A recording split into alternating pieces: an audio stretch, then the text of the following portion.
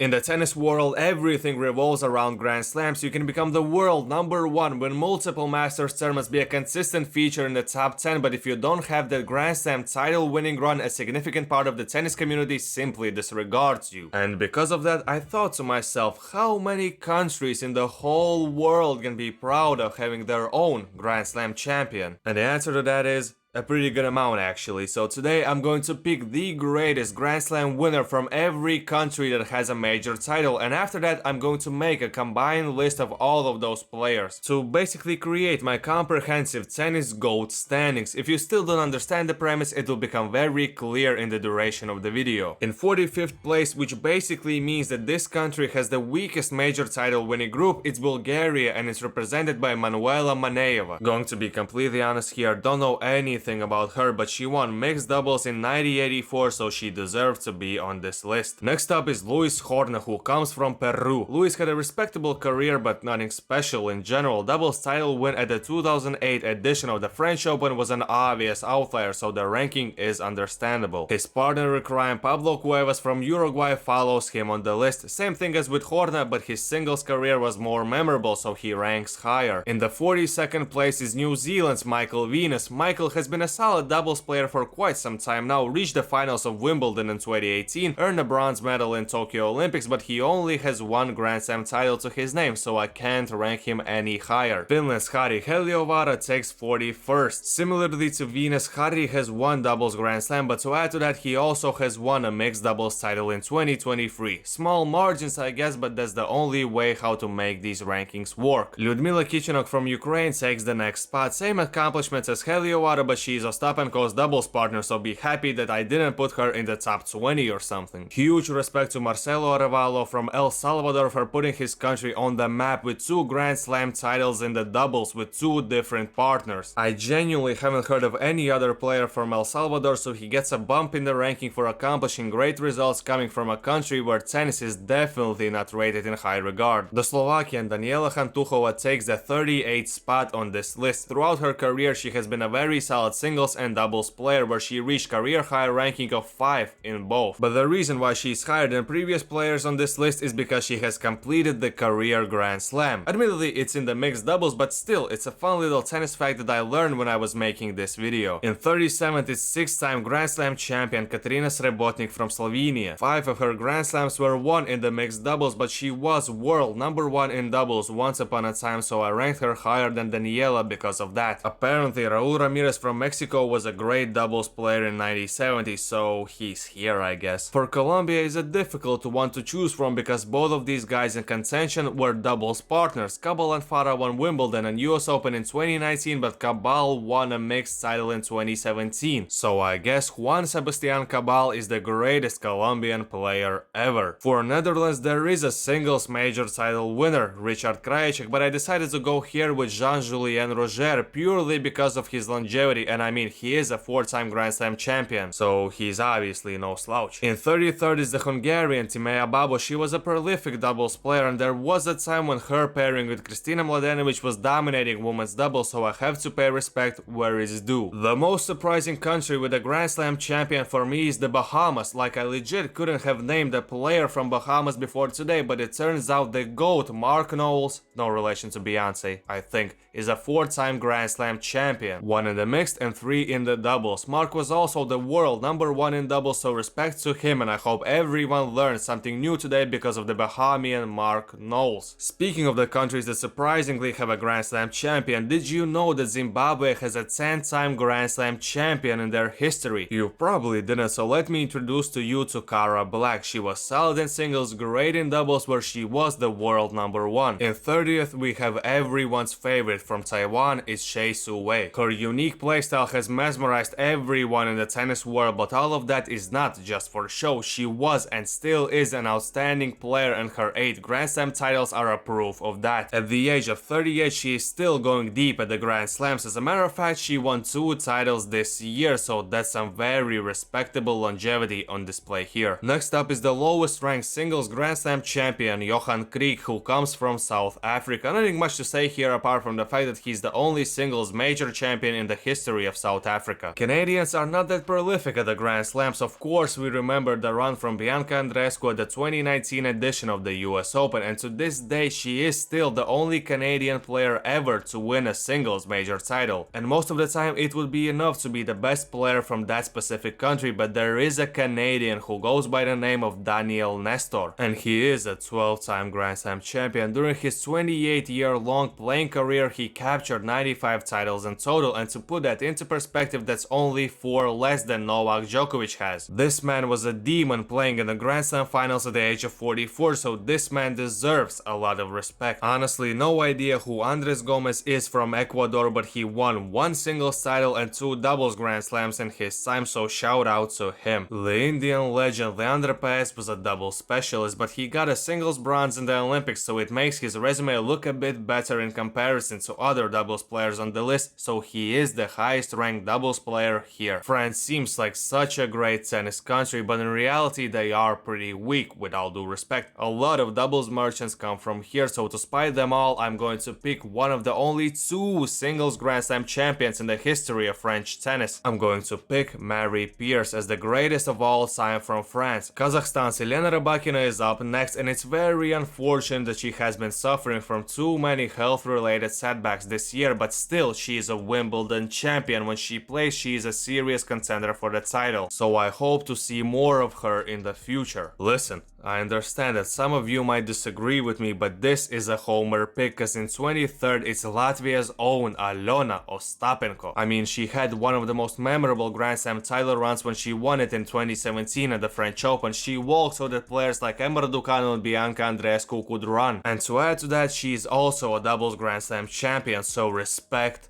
her. Honestly, it felt like Denmark's Caroline Wozniacki had more Grand Slam titles to her name, but no, she only has 1, but regardless, she was at the top of the women's game for nearly a decade, reached multiple Grand Slam finals, so 22nd is a nice spot for her. Yes, Goran Ivanišević won one of the most memorable titles in Wimbledon history. Yes, Ivan Dodig and Mate Pavic have won 7 doubles Grand Slam titles in their careers, but I cannot ignore Marin Cilic winning a Grand Slam in the era of the Big Three. His longevity, his ability to compete against the greatest players of all time is the reason why I'm picking him as the greatest tennis player from Croatia. Even though the leader in total Grand Slams won for Austria is Jürgen Melzer with 3 in doubles, obviously the best player from Austria is soon to be retired Dominic Thiem. The man was able to go toe-to-toe with all-time greats, and even though I'm not a huge fan of his, I don't want to undermine his career accomplishments. Considering the population of China, they haven't produced a lot of Grand Slam champions, but one stands above all, and it's Na Li. 2-time Grand Slam champion, was playing incredible in possibly the greatest era of women's tennis, hugely influenced the whole nation of China, and in general has become one of the most memorable women's players from the 21st century. I think a lot of people who have been witnessing the meteoric rise of Aryna Sabalenka to the top of the women's game only know her for her 2 Australian Open titles, but she also has won 2 doubles Grand Slam titles as well, and to add to that, she has been both the world #1 in singles and #1 in doubles in her career. So this versatility that she has shown makes her the best tennis player to come from Belarus, even though there are other players with a higher Grand Slam total. You know what, a year ago Jannik Sinner was doubtful to even win a Grand Slam in the near future, but nowadays he's undoubtedly the best ever from Italy. He's considered a favorite when he plays against Djokovic, Alcaraz and many other great players, but honestly speaking, in the middle of the last season, I don't think that many expected such a quick ascension to being an unbeatable force in men's tennis. So shout out to Jannik for such progression in such little time. Argentina has 8 Grand Slam champions, even though I would love to say that Juan Martín del Potro is the best tennis player that came from Argentina. I can't ignore Guillermo Vilas, who was a 4-time Grand Slam champion and the highest ranked singles player ever from Argentina. He was 1 Wimbledon title shy of completing the career Grand Slam, so it would feel unfair to not recognize him as the greatest from Argentina. Romania's Ilie Nastase was obviously before my time, but the way people speak about his game makes me feel like I should put him pretty high on this list. Maybe I'm overrating him, but I guess the old head propaganda got me here. Brazil has a lot of double specialists with Grand Slam titles, but let's not kid ourselves. Gustavo Kuerten is the greatest from Brazil. Idol to many from South America, Guga was a dominant force on clay courts where all 3 of his Grand Slam titles came from. Guga was was also the world number 1 in 2000, and in general he left a lasting legacy on the sport. In 13th is Japan's Naomi Osaka. Nowadays people love to disrespect her, but the facts are facts. She was flawless in her 4 Grand Slam finals. She was the best player in the world for a solid 4-year stretch starting from 2018. So call me crazy, but I do genuinely think that she's one of the greatest women's tennis players of all time. Australia has produced a huge amount of Grand Slam winning players, but generally speaking most of them are from before the 21st century, and honestly speaking it's hard for me to rate players from 1970s highly. But Margaret Court's Grand Slam tally speaks for herself, even though she would be easy pickings for someone like Ash Barty. 5-time Grand Slam champion Maria Sharapova is just outside of the top 10, but make no mistake about it, getting 5 titles in that era is crazy, and it's no surprise that she is considered one of the most recognizable tennis players ever. The youngest player on this list is Poland's Iga Świątek, and it's not like she's here based on her potential. No.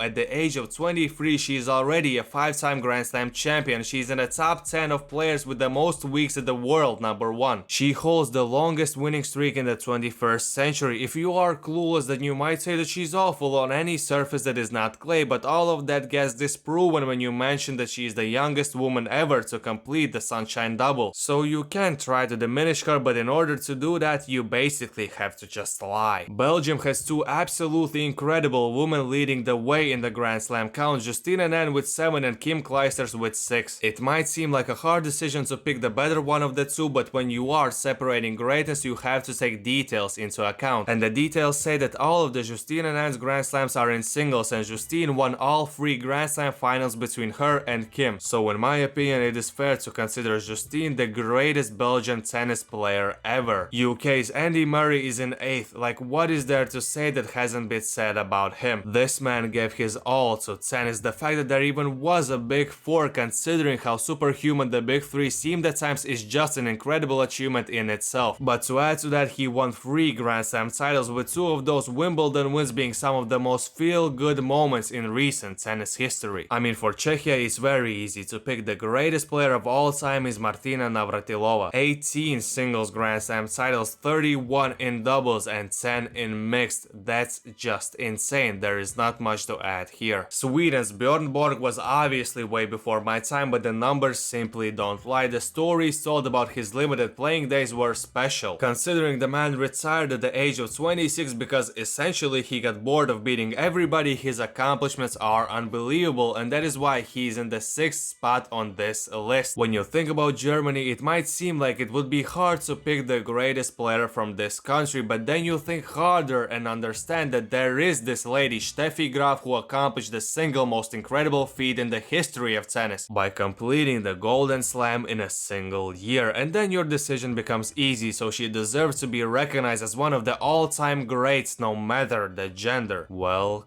call me crazy, but in 4th it's Rafael Nadal. Like, I understand all the Big 3 stuff, and he obviously was a huge part of the most incredible era of tennis that we have seen. But for me, he was always the 3rd. Based on pure accomplishments, he didn't overcome Novak, and based on pure influence, he was not on the level of Roger. It might seem like I'm diminishing him here, but that's absolutely not the case. It's just that when you are ranking all-time greats, it can go many ways, cause everyone's criteria for this ranking might be different, and in my humble opinion, Rafael Nadal is just outside the top 3. I mean, there is only one person in the history of tennis who could disrupt the Big 3 dominance, and it's USA's Serena Williams. She is undoubtedly the greatest women's tennis player of all time, undeniably the most influential female player ever. She's indisputably the greatest American tennis player of all time. She won Grand Slams whilst being pregnant, sick, injured. There was no one like her, so she deserves to be in the top 3 of the greatest tennis players of all time. Argue with a wall. In the 2nd place it's Switzerland's own Roger Federer, but did you know that Roger doesn't lead Switzerland in the most Grand Slam titles won? It's actually Martina Hingis. But obviously it would be insane for me to pick her over the most influential tennis player ever. What he lacks in the Grand Slam count in comparison to others in the Big 3, he compensates with being the biggest attraction that the sport has ever seen. For some time Roger was tennis, and to an extent whenever he appears in the public eye, it seems like like things stay the same. And in the number 1 spot, so no one's surprised, it's Novak Djokovic. I won't waste your time listing off his accomplishments, cause everybody knows that he is that guy and he deserves the number 1 spot here. So this is my list that took me a lot of time to make, so please discuss it in the comment section down below, put your own rankings there as well. Also, don't forget to like the video, subscribe to the channel, and until next time,